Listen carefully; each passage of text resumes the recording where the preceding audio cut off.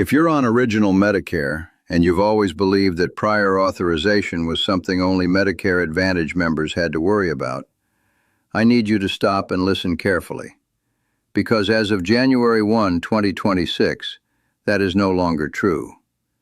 For the first time in the history of original Medicare, the federal government has launched a pilot program that requires prior authorization for 17 specific medical procedures. And that program is already running right now in 6 states. If you live in one of those states, or if your state gets added in the next round, your doctor will no longer be able to schedule certain procedures without getting approval from a third-party reviewer first. The change affects everything from spinal procedures to skin treatments to certain nerve and joint surgeries. And almost nobody saw it coming, because Medicare did not send a personal letter to every beneficiary. By the end of this video, you're going to know which 6 states are in the pilot, which 17 procedures now require approval, the 3 real-world consequences this will have for patients, and the 4 steps you can take this month to make sure your care does not get delayed or denied. Let me start by explaining what prior authorization actually means, because the term gets thrown around a lot and not everyone understands what it does to your care. Prior authorization is a process where your doctor has to submit paperwork to an insurance company or, in this case, to a Medicare contractor, requesting permission to perform a procedure before they can actually do it. The reviewer looks at the request, decides whether the procedure meets certain criteria, and either approves it, denies it, or asks for more information. If approved, your doctor proceeds. If denied, you and your doctor have to either appeal the decision, try a different treatment, or pay out of pocket. Sometimes the process takes a few days. Sometimes it takes weeks. And during that time, your treatment is on hold. For decades, prior authorization in Medicare was almost exclusively a Medicare Advantage problem. Original Medicare, the traditional program that most seniors enroll in when they turn 65, has historically operated on a different principle. If your doctor said you needed a treatment, and the treatment was covered under Medicare's rules, you got the treatment. That simplicity is one of the biggest reasons many seniors prefer original Medicare over Medicare Advantage plans, even though original Medicare costs more out of pocket. You trade higher premiums and the need for a Medigap supplement for the freedom to see the doctors you want and get the care your doctor recommends, without an insurance company second-guessing every decision. That trade-off just changed. The Centers for Medicare and Medicaid Services launched what they're calling the Wasteful and Inappropriate Service Reduction Model, or WISER, on January 1, 2026. The pilot is running in 6 states, and it requires prior authorization for 17 specific procedures that the government has identified as being overused, inappropriately performed, or vulnerable to fraud. Here are the 6 states currently in the pilot program: New Jersey, Ohio, Oklahoma, Texas, Arizona, and Washington. If you live in any of these states and you have original Medicare, the new rules apply to you starting now. CMS has said the pilot may expand to additional states in the coming years, depending on the results.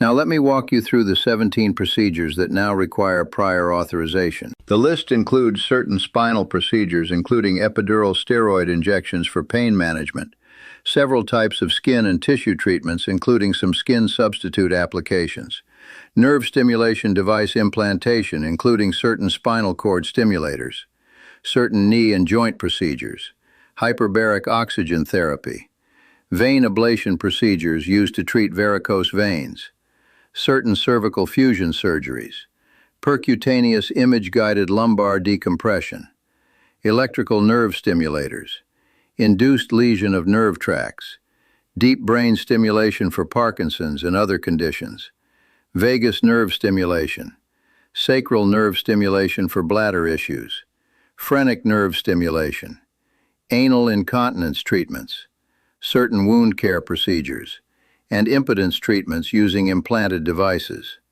I know that list is technical. Here is what it means in plain language. If you are scheduled for a back procedure, a knee procedure, certain skin treatments, certain nerve treatments, a wound care procedure for diabetic ulcers, or several other specific surgeries, your doctor's office now has to submit a request and get approval before the procedure can happen. The procedure itself does not become illegal. The coverage just is not guaranteed until the paperwork is approved. Now let me give you the 3 real-world consequences this will have for patients, because the bureaucratic description does not capture what this actually feels like. The first consequence is delays. Even when a procedure is ultimately approved, the approval process takes time. CMS has said standard prior authorization decisions should be made within 10 business days, with expedited requests handled within 72 hours. In practice, prior authorization processes in other parts of healthcare often run longer than the stated timelines, especially when the reviewer asks for additional documentation. For a senior in pain waiting for an epidural injection, or a senior with a wound that needs treatment, even a 2-week delay can mean significant suffering, and in some cases, worse medical outcomes. The second consequence is denials. A certain percentage of prior authorization requests get denied, and the denial rate varies widely depending on the reviewer and the procedure. When a request is denied, you have the right to appeal, but appeals take additional time, often months, and require detailed documentation from your doctor. Many seniors give up during the appeal process simply because it is exhausting, even when their case is legitimate. The reality is that some procedures that would have been performed under the old rules will not happen under the new rules, either because the request is denied or because the patient gives up fighting. The third consequence is the financial trap. If your doctor performs a procedure without getting prior authorization and the request is later denied, you may be on the hook for the entire cost of the procedure. For some of the surgeries on this list, that means a bill of $10,000, $20,000 or more. Always confirm in writing with your doctor's office before any procedure on this list that prior authorization has been requested and approved. Now let me give you the 4 steps to take this month to make sure your care does not get delayed or denied. The first step is to find out whether you have any procedures scheduled or planned that fall under the WISER program. If you live in New Jersey, Ohio, Oklahoma, Texas, Arizona, or Washington, and you have original Medicare, call every specialist you currently see and ask whether any upcoming procedure is on the prior authorization list. Do not assume your doctor's office has flagged this proactively. Many practices are still adjusting to the new rules, and procedures can fall through the cracks. The second step is to ask your doctor's office 2 specific questions before any covered procedure. Question 1. Has the prior authorization request been submitted to Medicare? Question 2. Has it been approved in writing, and may I have a copy of the approval for my records? Get the answer to both questions before you go in for the procedure. If the procedure has not been pre-approved, do not assume Medicare will cover it after the fact. The third step is to ask your doctor about alternative treatments that do not require prior authorization. For many of the procedures on the WISER list, there are alternative approaches that achieve similar results without triggering the approval process. Your doctor may prefer the original procedure for clinical reasons, and that is a legitimate decision. But it is worth knowing what alternatives exist. Sometimes the alternative is just as effective and avoids weeks of waiting. The fourth step is to know your appeal rights if a request is denied. Under original Medicare, you have the right to appeal a coverage denial, and the appeals process has 5 formal levels. The first level is called a redetermination, and you have 120 days from the date of the denial to file. Most successful appeals happen at the first or second level. If your procedure is denied, do not give up. Call 1-800-MEDICARE and ask for help filing an appeal, or contact your state's State Health Insurance Assistance Program, known as SHIP, which provides free counseling to Medicare beneficiaries. You can find your local SHIP office at shiphelp.org. Now let me address something many of you are probably thinking right now. Is this the beginning of the end of original Medicare as we know it? The honest answer is that nobody knows yet. CMS has framed the WISER program as a pilot, designed to reduce wasteful spending on procedures that are sometimes performed when they are not medically necessary. There is real evidence that some of the procedures on this list have been overused in certain markets, and that prior authorization can reduce inappropriate care. At the same time, prior authorization in Medicare Advantage has been heavily criticized for delaying necessary care, denying legitimate treatments, and forcing patients to fight through appeals to get coverage they were entitled to. If WISER follows the path of Medicare Advantage prior authorization, the program could expand significantly over the next decade and fundamentally change what original Medicare feels like for the people who depend on it. What we do know is that the pilot is happening. The rules are in effect, and the patients in those 6 states are the test case for whatever comes next.